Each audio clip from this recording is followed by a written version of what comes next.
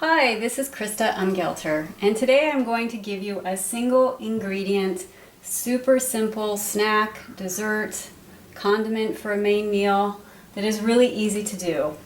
And it is a single ingredient baked apple. So here I've chosen Braeburn's, and I have an apple corer.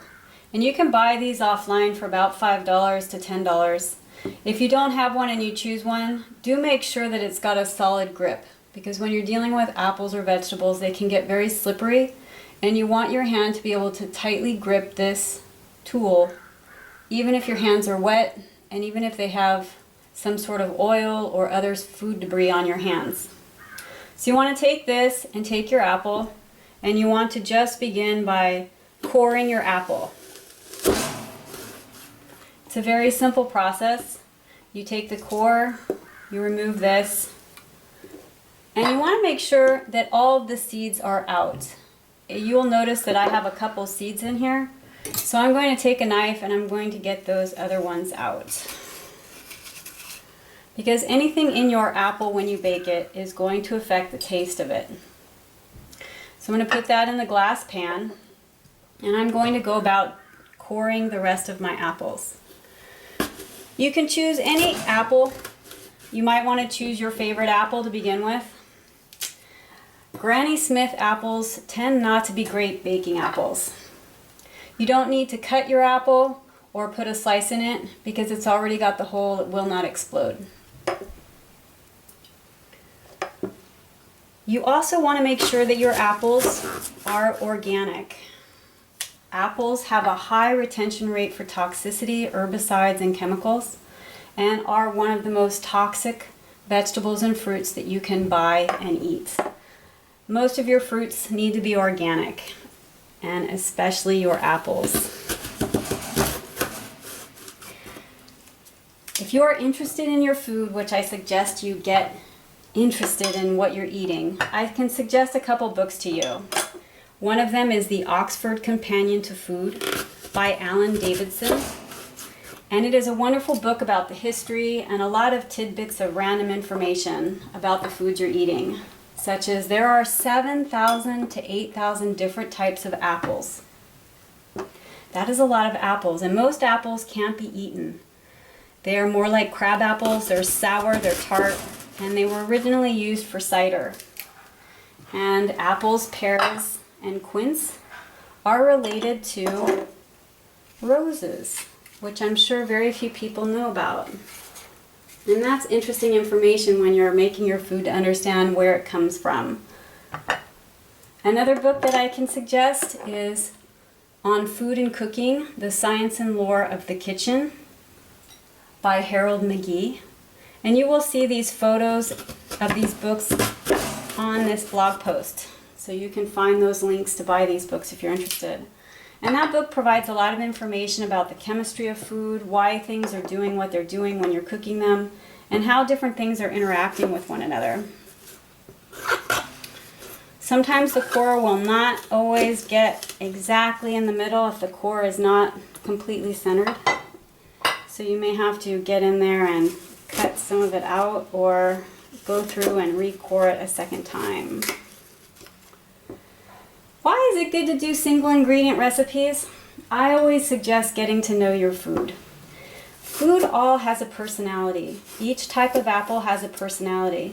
And when you're working with it alone, you get a good chance and a good opportunity to find out what it's like and how it responds to different environments all by itself. And so later, when you're working with your ingredients and other recipes, you can get an understanding of how it might be responding or what to alter and what to shift in your recipes to make them turn out exactly as you want them to. I've chosen small apples here because I like the skin on the apple. When you bake the apple, the skin gets very big and it expands, it gets a little bit harder. The sugars are accentuated right around the peel, and so the peel is really a lot of fun to eat, and a lot of the nutrients, vitamins, and all of the good important things with your apple are all in the skin. So you don't want to miss out on that opportunity. And I like the small apples because since I like the skin, I get more skin with smaller apples. But depending on what you're going to be using your apples for, you should be deciding and making choices. If you're going to use them for a condiment for a meat dish, you might want to choose a different type of apple. If you're serving it just for dessert, you probably want maybe a bigger apple and beautiful serving dishes. So now that I have all of my apples in my glass pan, and I like glass pans because I always have lids for all of my glass pans. And one of my priorities when I cook is that it be simple, because if it's not simple, I'm not going to do it. If I have too many dishes, I'm less apt to be cooking in the kitchen. So when I bake these, I will take them out. I might have one or two, serve a few. I can use them later for making apple cake or apple bread. And then I just put a lid on my glass pan and I put it in the refrigerator. It leaves me with no additional cooking pans to wash, and it's very simple. I have kept my cores. I might give them to the animals outside in the field. Sometimes I taste my apples when they're raw before I put them in the oven, because the quality of your apple before it's cooked is going to give you a huge indication of the quality and taste of your apple after it's cooked.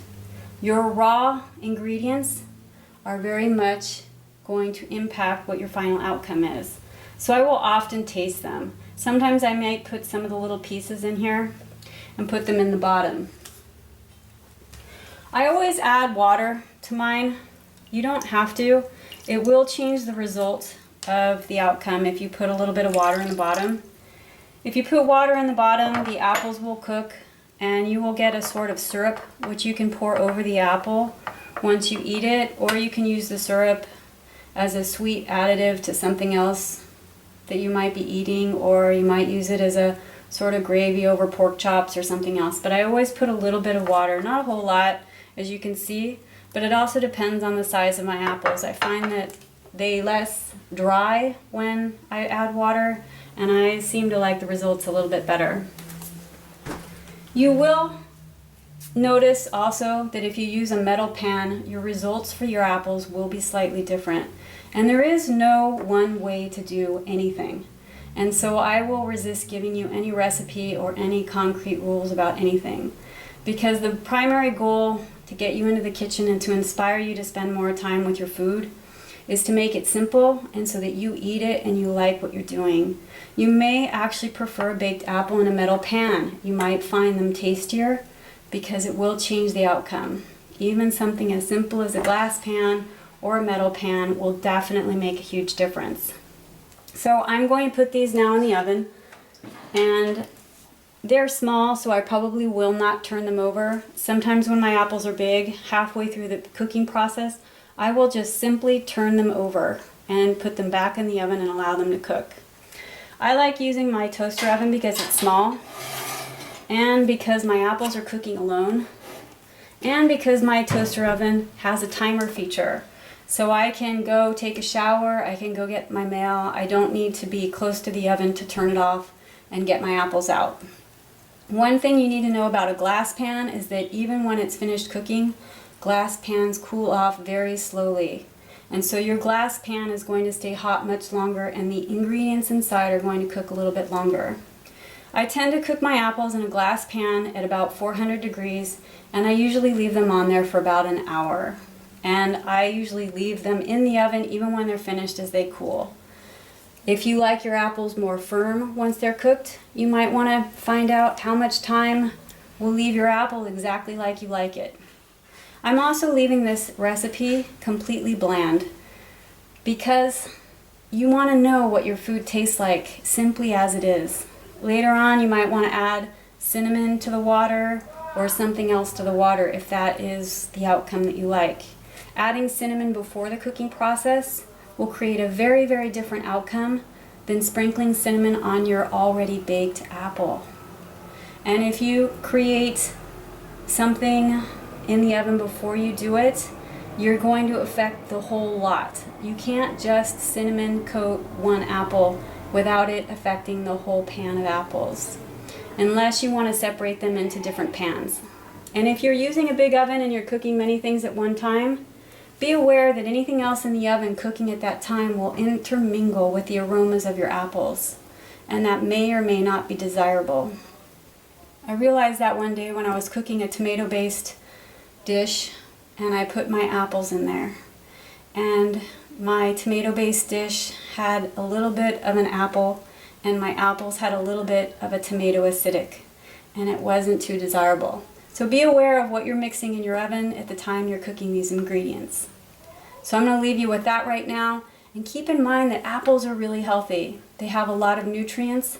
They have pectin, which can bind with bile and a lot of other ingredients to create the toxicity getting out of your body before it is reabsorbed in your intestine.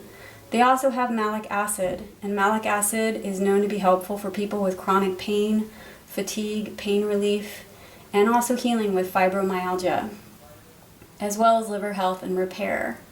And if malic acid really helps you, you actually might want to get malic acid supplements, because they might actually help you a lot more than just simply eating apples. So I'm going to turn on my oven, I'm going to turn this off, and I will come back when they are all finished.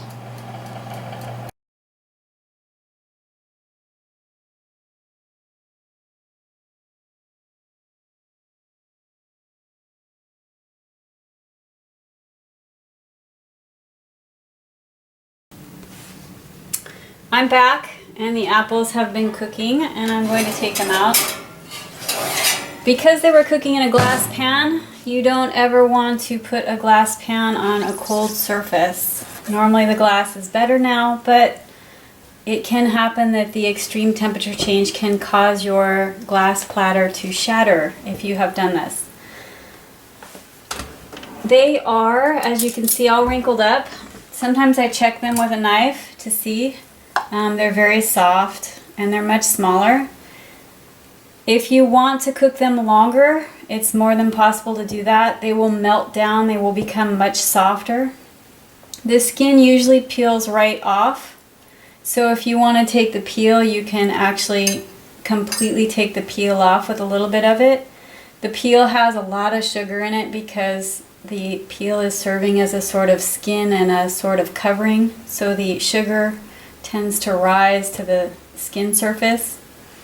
The water that we put at the bottom of the pan has now got a sweeter taste to it, so you can use that to pour over your apples. You can serve your apples in a single dish if you like. You can put a little bit of honey on them, a little bit of maple syrup. You may want to put some cream. If you are on a high ketogenic diet, you might want to consider putting some coconut oil on there, some shredded toasted coconut, or anything that you might like. It really doesn't matter how I like my baked apples. What's most important is that you like the result, because if you like it, you're going to be eating it. And do notice that the apples straight out of the oven, hot like this, are going to taste differently than they will later on when they've cooled.